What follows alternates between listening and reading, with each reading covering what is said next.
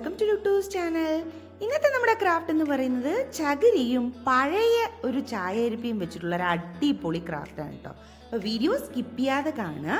അതുപോലെ തന്നെ നിങ്ങളോട് റിക്വസ്റ്റ് കൂടെ ഉണ്ട്, ചാനൽ സബ്സ്ക്രൈബ് ചെയ്യാതെ ആരെങ്കിലും കാണുന്നുണ്ടെങ്കിൽ ചാനൽ സബ്സ്ക്രൈബ് ചെയ്തൊന്ന് സപ്പോർട്ട് ചെയ്യുക. തൊട്ടടുത്തുള്ള ബെല്ലൈക്കൺ ക്ലിക്ക് ചെയ്താൽ അതിൽ ഓൾ എന്ന് പ്രസ് ചെയ്ത് കഴിഞ്ഞാൽ ഇടുന്ന വീഡിയോസിൻ്റെ എല്ലാത്തിൻ്റെയും നോട്ടിഫിക്കേഷൻ അപ് ടു ഡേറ്റ് ആയിട്ട് ലഭിക്കുന്നതാണ്. അപ്പം നമുക്ക് വീഡിയോയിലേക്ക് കിടക്കാം. ആക്രി കച്ചവടക്കാരന് വെച്ചിരുന്ന ചായയരിപ്പ ഞാൻ തട്ടി മാറ്റി എന്ന് തന്നെ വേണമെങ്കിൽ പറയാം കേട്ടോ. അപ്പം ചായയരിപ്പ കണ്ട ആരും പേടിക്കൊന്നും വേണ്ട.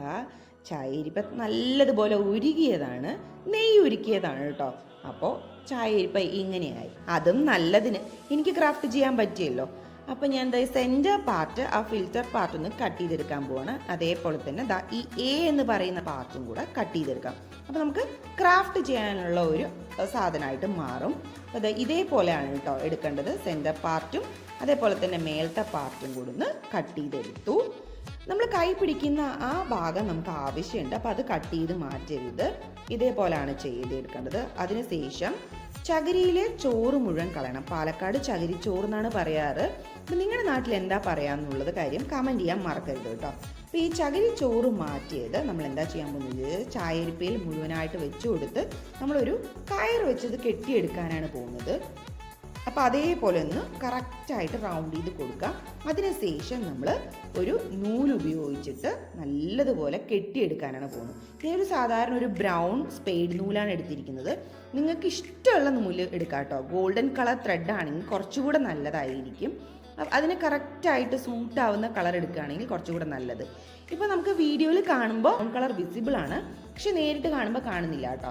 അപ്പോൾ ഞാൻ ചെയ്തുകൊണ്ടിരിക്കുന്ന സമയത്താണ് ഒരു കാര്യം വിട്ടുപോയത്. സെൻറ്റർ പോർഷനിൽ എവിടെയെങ്കിലും വിട്ടതുപോലെ ഇതേപോലെ ഗ്യാപ്പ് എവിടെയെങ്കിലും ഉണ്ടെങ്കിൽ യാതൊരു കുഴപ്പമില്ല. നമുക്ക് വീണ്ടും കുറച്ച് ചകിരി വെച്ചിട്ട് ഒന്ന് ചുറ്റിച്ച് മാത്രം എടുത്താൽ മതി. നമ്മുടെ ക്രാഫ്റ്റ് ഏകദേശം റെഡി ആവാറായിട്ടുണ്ട്. ഇതേപോലെയാണ് ചുറ്റിച്ചെടുക്കേണ്ടത്. ഞാൻ മൊത്തമായിട്ടൊന്ന് കവർ ചെയ്തെടുത്തിട്ടുണ്ട് കേട്ടോ. ഇനി എക്സ്ട്രാ വരുന്ന പാർട്സ് വേണമെങ്കിൽ നമുക്ക് ഇതേപോലെ കത്രിക ഉപയോഗിച്ച് ഒന്ന് കട്ട് ചെയ്തെടുക്കാം. കട്ട് ചെയ്തെടുക്കണം എന്ന് യാതൊരു നിർബന്ധവുമില്ല. എല്ലാം അവരവരുടെ ഇഷ്ടത്തിനനുസരിച്ചിട്ടാണ് കേട്ടോ.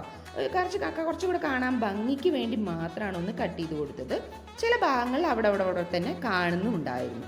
ഇനി ഞാൻ എന്താ ചെയ്യാൻ പോകുന്നത് വെച്ച് കഴിഞ്ഞാൽ ഒരു കുഞ്ഞ് കിളീനെ എടുക്കുകയാണ് കേട്ടോ. പിന്നെ മോൻ കളിച്ചുകൊണ്ടിരുന്നതാണ്. അങ്ങനത് പൊട്ടിച്ച് ഹാഫ് പാർട്ടാണ് ഉള്ളത്. അതും നല്ലതിനെന്ന് വിചാരിക്കുന്നു. ഹാഫ് പാർട്ടിങ്ങും കിട്ടിയല്ലോ. അപ്പോൾ ആ ഹാഫ് പാർട്ടിൽ ഞാൻ എന്താ ചെയ്യാൻ പോകുന്നത് വെച്ച് കഴിഞ്ഞാൽ അതിനകത്തേക്ക് കുറച്ച് ചകിരി വെച്ച് കൊടുക്കാൻ പോവാണ്.